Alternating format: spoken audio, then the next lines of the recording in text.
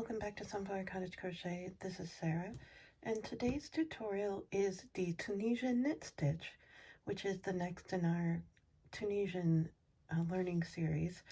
So I have before me some Lion Brand Heartland in, I think it's called Wheat, just some extra yarn I had laying around. It's a 4-weight, and then I also have my long Tunisian hook. This is a Furls Teak and Ebony in 6mm. You always want to go up a hook size, maybe 1.5 hook sizes to whatever the ball band says. So if this said 5mm, then I want to do 6.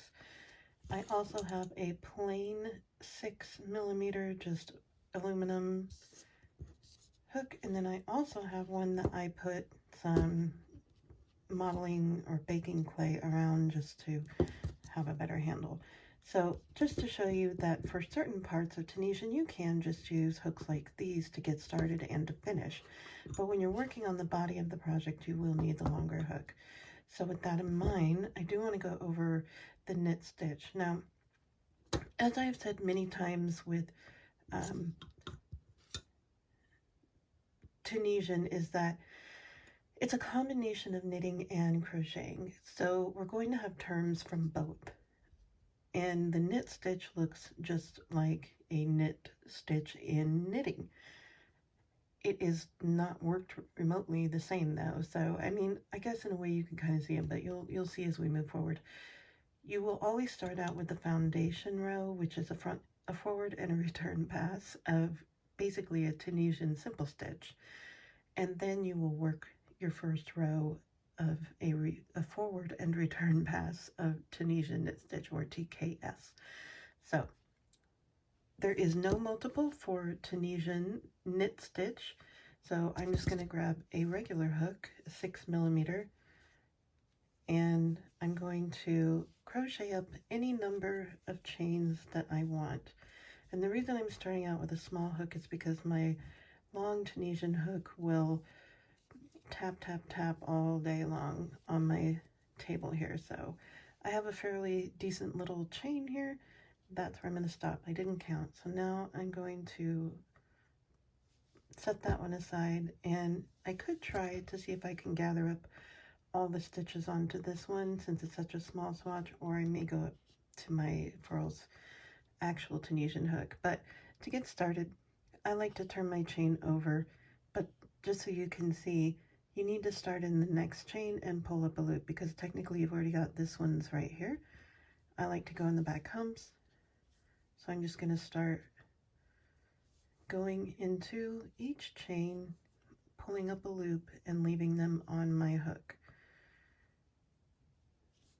There we go. Okay, so I've gathered up all my loops, and as you can see, I have managed to be able to use this. Now, I am going to go ahead and switch, because this fat point where we are supposed to put our thumbs is kind of making things misshapen and making these loops much taller than these. And I don't want that. I want it even, which is why these are super long. So I'm going to go ahead and work this foundation row, and then I'm going to switch over to my actual Tunisian hook.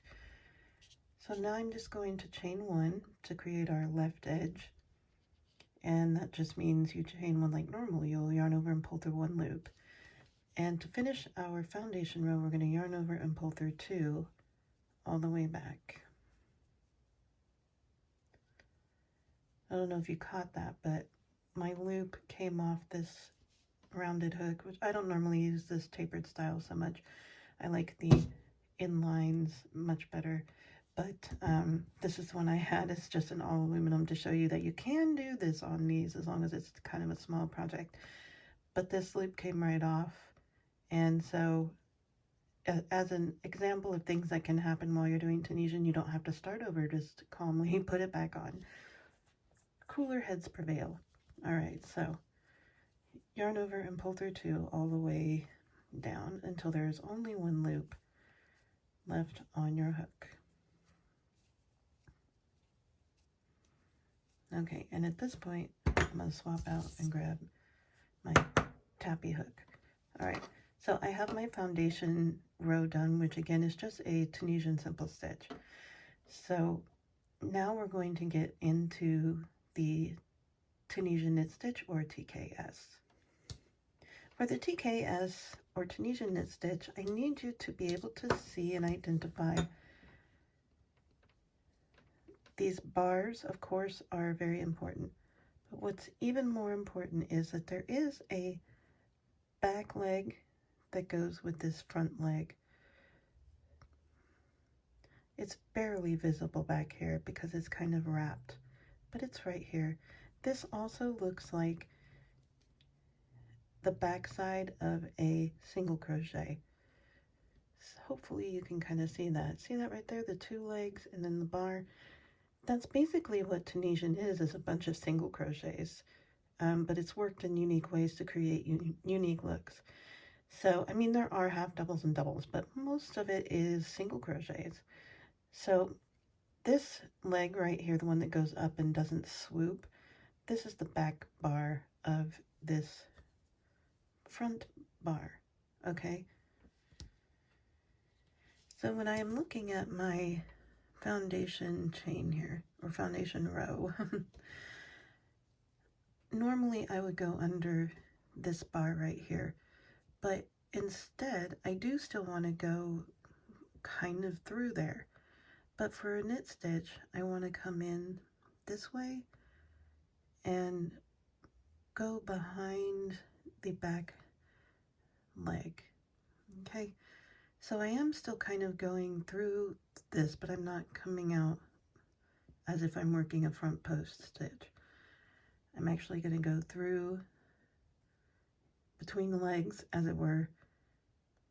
I hope you can kind of see that. There we go. See the gap that I made when I moved the leg over? I'm just going to go through right there. Just trying to angle it so you can hopefully see that. But if you're looking at the back side, remember how we identified the back of that single crochet. Now I have gone between those legs, essentially. I know this is going to sound so weird. But yes, that is where we need to insert our hook. So when we're working on it instead, see, here's the bar that we would normally go under like so. But instead we're going to go between these legs like so. Okay, so again, we're going to do it nice and slow. And this is so worth doing because the look is what everybody wants from knitting. All right, so again, here's the first bar.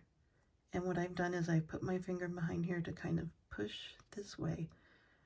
And I am, oh, if you can see, I'm trying, it's upside down, but I just went through and I pierced that single crochet essentially. Okay, and then I'm going to yarn over and pull up a loop. So it actually kind of forces that back leg to come out front, which is what's going to create that little knit look, the V. So the next one, find your bar and then just kind of push to the right of it out the back. And in the process, you'll end up splitting, here's the top bar of the back of the stitch. You'll end up splitting those legs anyway. So yarn over and pull up a loop and hold it. Find that next bar right here, go to the right of it and push out the back. Yarn over and pull up a loop. Okay, we're going to keep doing that. So find your next bar and go to the right of it, push out the back, yarn over and pull up a loop. So again, find your next bar, go just to the right of it and push out the back, yarn over and pull up a loop. Our next bar, and this one I can kind of see my two strands here very well, so I'm just going right between them and pull up a loop. The next one, I can really see those two legs very well. I'm going to go right between them, right out the back side and pull up a loop. I'm hoping that you can really see this. Here they are again. So I'm going to go right between them, right out the back, yarn over and pull up a loop. Here we are again. You can see those. Go right between them, right out the back, yarn over, and pull up a loop. So here they are again. The next bar, I'm just putting my finger behind here and pushing it so I can see both legs, and I'm pushing right between out the back and pulling up a loop. Here's my next bar. There's the two legs. Go right between through the back and pull up a loop. And here's our next one. We only have two more on my chain, or my foundation row. And the last one before our end stitch, I'll go right between those, right out the back, yarn over, and pull up a loop. So now we have all of the actual stitches pulled up. And this is going to curl like something fierce. It's going to be the opposite of the purl. And again, on these left edge stitches, we need to grab both of those loops. So I'm just going to insert my hook through both of those. You always work your edge stitches like an edge stitch. They're not part of the body of your work. So we've gathered up our very first row of Tunisian knit stitches. And this is what the back looks like. It already looks like purl. So now we're going to chain one. So we're going to yarn over and pull through one loop. And that's our edge, left edge stitch. And now we're going to yarn over and pull through two, which is called a normal return pass. So we work our normal return, yarn over and pull through two all the way back.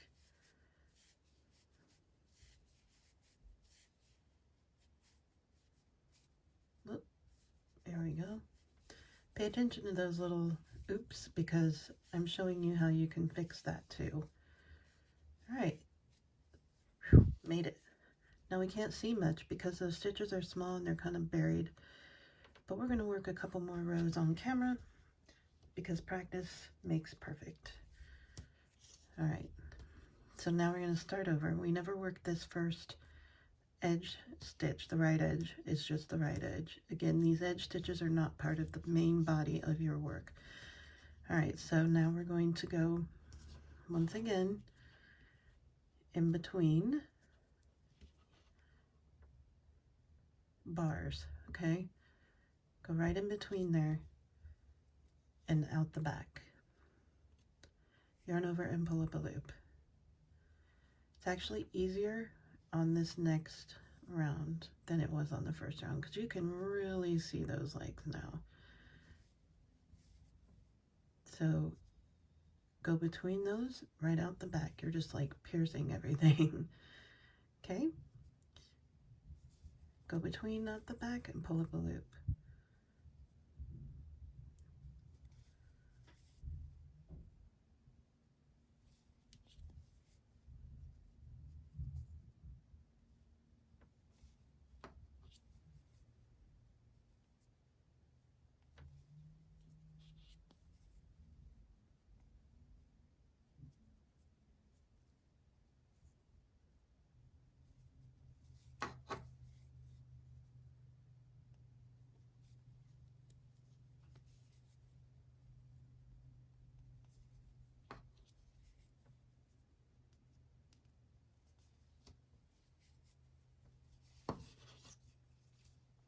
All right, now we have gathered up all of those, and if you pull your work down, because it definitely is going to curl, you can now see that beautiful knit stitch that I love so much.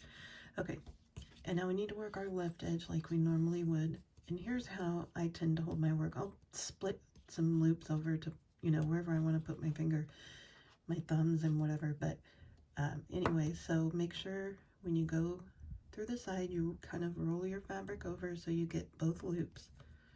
It's easier when you're not holding your work out away from you. Sorry for the camera shake, guys. All right, and then we just yarn over and pull through both of those loops. And now we work our regular return pass. So we're going to chain up one like normal, and then we're going to yarn over and pull through two all the way back until there's only one loop left on your hook.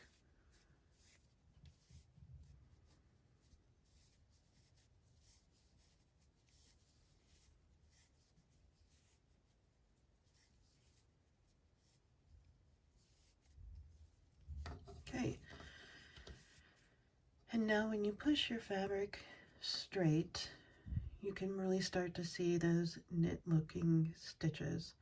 So what I'd like you to do is keep practicing, and I'll work another row with you on camera. Remember, do not work this first right edge. We need to go into this next bar. And you can really start to see those legs. Now the very first row is the hardest after your foundation row. But right between those, right there is where you need to go. From the front to the back, pull up a loop. Front to the back. And yeah, each row just seems to get so much easier as you do this. Okay, and now I'm going to work my left edge stitch like normal. And then I'm going to yarn over and pull through one for my chain up, and then I'm going to do a normal return pass. Sometimes called regular, means the same.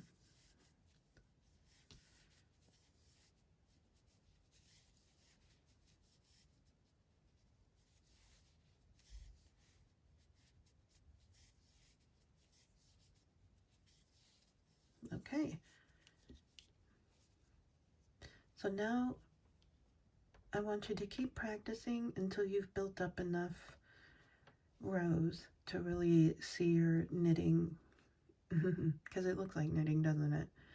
But now, just looking at this, I can see exactly where I will be putting my hook each time now. And as you do it, it becomes more and more visible, identifiable to you. So, one more time, don't work the very first right edge stitch. The right edge and the left edge are not part of your main body. Okay? Always try to remember that, and you'll be golden. So right away, it's like they just pop out all of a sudden after you work that first row of TKS. It's like, oh, here we are. So right between those, I found my next bar, but I can already see the back bar. And this would be my normal bar. If I was working Tunisian simple stitch, I'd just do that. But because of the way we've been working the Tunisian knit stitch, it's now forcing both legs to be visible.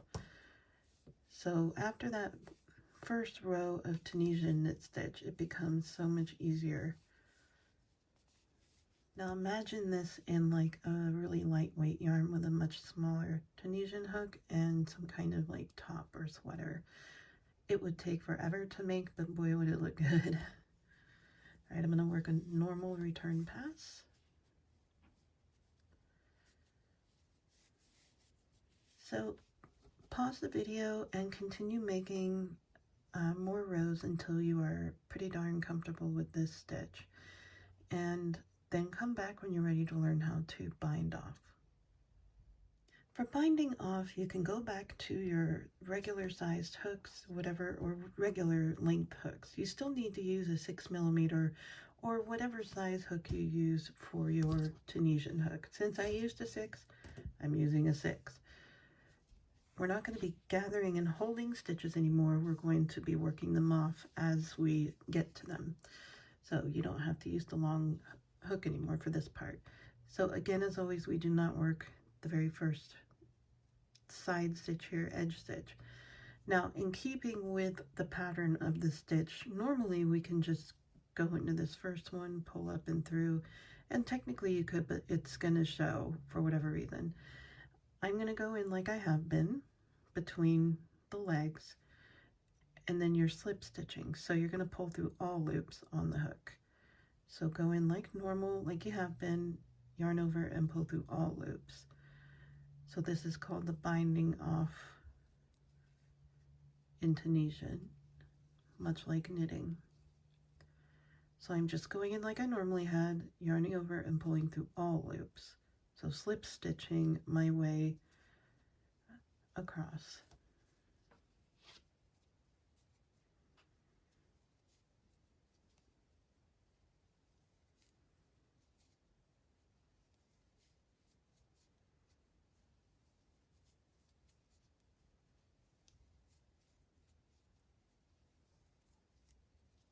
And now we work our